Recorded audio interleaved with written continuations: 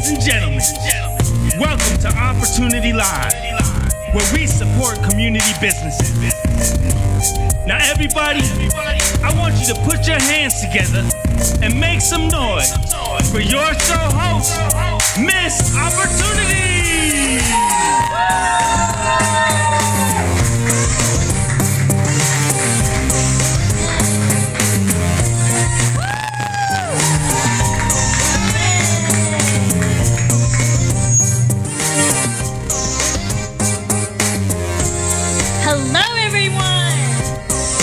I just want to say thank you to our sponsors who actually made this a reality. If you guys can please put your hands together for our sponsor, Miss Nickel City Baby, Cynthia Scott.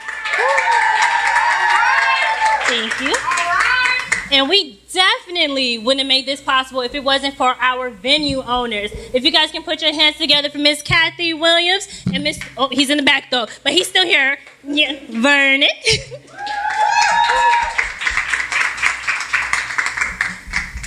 Now, as we're supporting each other, we just want to basically use this platform to provide recognition to everybody that's doing their thing in Arizona. So we got a couple of people here today that's actually going to talk about their businesses, what they do for the community, and how we as a community can help their business survive, okay? We're going to get into our first special guest. She actually is an author. She wrote a book that is called Love Overpowers Everything. And it's basically a book that talks about, you know, being an entrepreneur, being a successful person, and how to find love. So are you guys ready to meet her? Yeah! All right, well, put your hands together for Miss Ingrid Hogan. Right. What made you want to actually write this book, Love Overpowers Everything? Well, romance books are my favorite books to read besides the Bible. And so that's why we made it a Christian romance book. It took me about 3 to 5 years to write it because I kept changing things, going back and forth.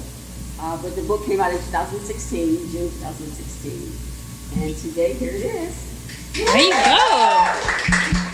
Now, with going through this process of actually, you know, writing the book, getting the book published and things like that, for all the writers that we have here, what are some of the things that you had to go through to actually make this happen?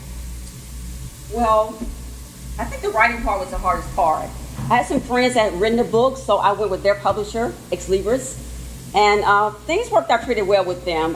There was just a few faults with them. So I don't want to bash them, but they helped me get the book through. So like I said, the hardest part was writing the book and changing things and going back and forth with the book. But at one point I decided this is it, and we're going to send it to publish and edit, and we went forward with it. Now, when it comes to your marketing, who's in charge of your marketing as far as getting the book actually out there for the people to receive? That would be Grit Steels, my son, wonderful son, Bobby Dixon. Oh, okay. So you work with your son? Yes. How does that work with working with family? Because everybody know when you work with family, it's like, Well, as a mother and a son, I allow Bobby to do his part and I do my part. Oh. And we work together as a family very well. All right. Well, with that said, everybody put your hands together for our next special guest, Bobby Steels.